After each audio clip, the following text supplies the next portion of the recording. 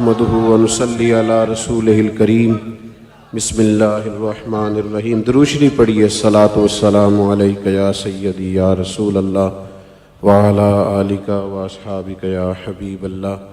ظاہر ہے کہ نماز کا وقت بڑا قریب ہو گیا ہے، اور ایسے وقت میں سب سے زیادہ اہم اور ضروری یہ ہوتا ہے کہ اہتمام کیا جائے اور نماز کی طرف بڑھا جائے، چونکہ اس سے پاک کی تقریب ہے۔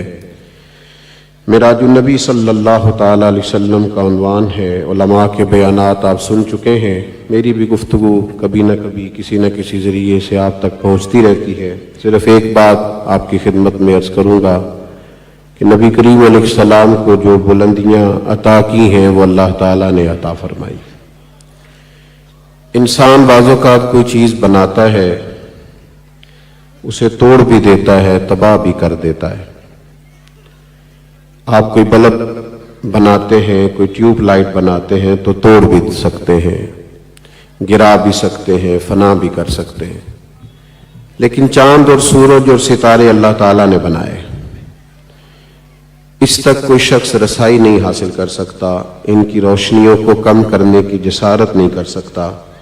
بلا مثال و بلا تشریح بلا تمثیل عرض کرتا ہوں، نبی کریم کے ذکر پاک کو بلندیاں اللہ تعالیٰ نے عطا فرمائی۔ اللہ تعالیٰ نے اسے کسی انسان کے مرہون منت نہیں کیا۔ ارشاد فرمایا کہ وَرَفَعْنَا لَكَ ذِكْرَكَ، محبوب ہم نے خود آپ کے ذکر کو آپ کی خاطر بلند کر دیا ہے۔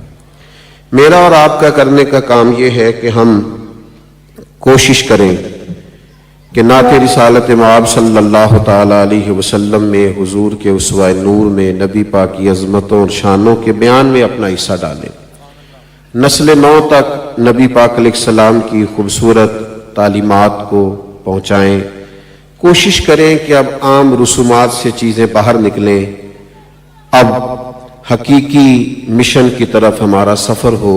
ہم بھی چند قدم ایسے اٹھائیں جو خالص اللہ کی رضا کے لیے ہوں اور نبی کریم علیہ السلام کے مشن مبارک کی سربلندی کے لیے ہوں۔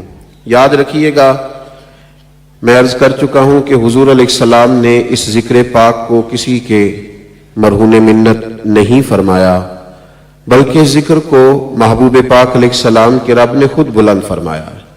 تو جو کوئی ذکر کرے گا، جو کوئی خدمت دین کرے گا، وہ اپنا ہی نفع کرے گا۔ میری تو بات بن گئی ہے تیری بات کرتے کرتے۔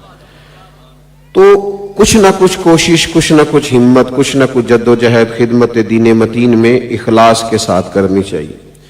حضرت پیر صاحب رحمۃ اللہ علیہ کا روحانی مقام کیا تھا، یقیناً کوئی اہل نظر ہی اس پر گفتگو کرے گا۔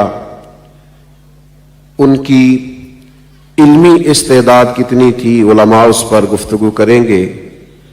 میں نے بھی انہیں دیکھا، کچھ وقت ان کے ساتھ بیٹھنے کا موقع ملا، کچھ اوقات ان کے ساتھ گزرے۔ جو سیکھنے کی چیز ہے میرے اور آپ کے لیے وہ یہ ہے کہ پیر صاحب نے اپنی زندگی میں وقت ضائع نہیں کیا۔ دنیا میں بڑا پیچھے رہ جاتے ہیں وہ لوگ جن کا وقت بیکار اور ضائع گزر جاتا ہے، جو بے مقصد اور بے معنی کاموں میں اپنا وقت ضائع کرتے ہیں۔ نبی کریم علیہ السلام نے فرمایا کہ اسلام کی خوبصورتی یہ ہے کہ مسلمان بے مقصد کاموں کو چھوڑ دے، مقاصد کے حصول کی طرف آگے بڑھنا۔ آپ دیکھیے، وہ تحریکوں میں، تنظیموں میں بھی رہتے تھے، تدریس بھی کرتے تھے، اور بعض اوقات اس مزاج کے لوگ صوفی نہیں ہوتے، لیکن خانقاہی نظم کو بھی وہ لے کے چلتے تھے۔ ان کے ارادت مند ہیں، مرید ہیں، خلفاء ہیں، اس سلسلے کو بھی انہوں نے پورے طور پر نبھایا۔ پھر کچھ نہ کچھ لکھتے بھی رہتے تھے، کچھ نہ کچھ کام بھی جاری رکھتے تھے۔ تو جو لوگ اپنا وقت ضائع کرتے ہیں نا، یعنی اپنی تصویریں ہی سارا دن دیکھتے رہتے ہیں، یعنی وہ اپنے آپ پر ہی بیچارے غور کرتے رہتے ہیں، خدا مجھے ایسی خدائی نہ دے کہ اپنے سوا کچھ دکھائی نہ دے۔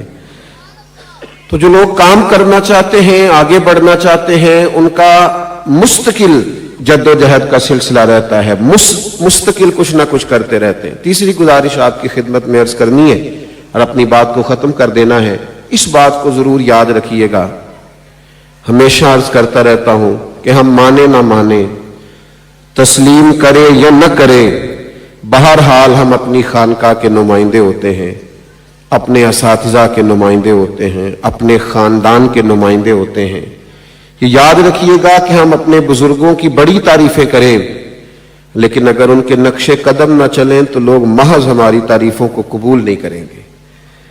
وہ اقبال نے بھی کہہ دیا تھا کہ تھے تو وہ آبا تمہارے ہی مگر تم کیا ہو، ہاتھ پہ ہاتھ دھرے منتظر فردا ہو۔ تم بھی تو بتاؤ نا، اپنا تعارف بھی تو کچھ کراؤ۔ تو بہرحال چلے کچھ نہ ہو تو ہماری شکل و صورت، ہمارا اٹھنا بیٹھنا ہی اپنے بزرگوں کے طریقوں کے مطابق ہو، ان کے انداز کے مطابق ہو۔ آپ کسی بہت بڑی خانقاہ سے وابستہ ہیں اور گھر جا کے آپ بڑی تعریفیں کرتے ہیں کہ میرے بزرگ بہت بڑے ہیں اور بڑے صاحب تقویٰ ہیں اور بڑے صاحب کرامت ہیں، لیکن اگر آپ اپنی اہلیہ کے ساتھ بھی تلخ لہجے میں بات کریں گے تو آپ سے پوچھے گی یہ سبق دیا تجھے پیر صاحب نے، یہ آج عرس سے سیکھ کے آئے، یہ تمہاری تعلیمات؟ آپ کے دوست پہچان جائیں گے کہ آپ کس مزاج کے۔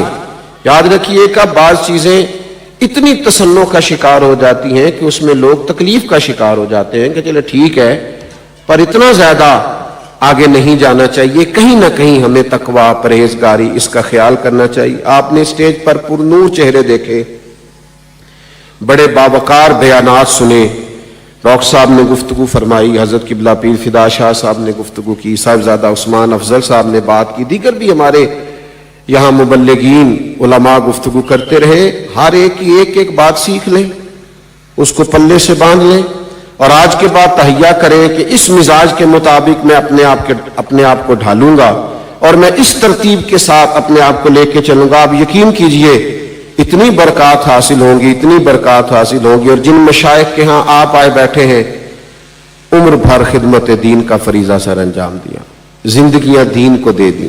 ہمیشہ ان لوگوں نے یہ کوشش کی کہ کچھ نہ کچھ دین میں ہماری خدمت کا بھی حصہ پڑ جائے، تو اس کو سیکھنا ہے۔ جو سیکھا ہے سب کو سکھاتے چلو اور دیے سے دیے کو جلاتے چلو۔ اور کسی نے کہا تھا سارا دن بیٹھ کے یہ رونا رونا، فلاں کچھ نہیں کر رہا، فلاں کچھ نہیں کر رہا، تو شکوہ ظلمت شب سے تو کہیں بہتر تھا اپنے حصے کی کوئی شمع جلاتے جاتے۔ اللہ حضرت صاحبزادہ صاحب کو مزید برکات عطا فرمائے۔ آخر دعوانا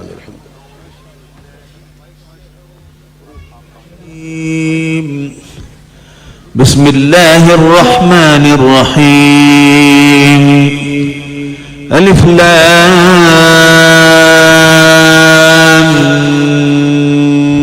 میم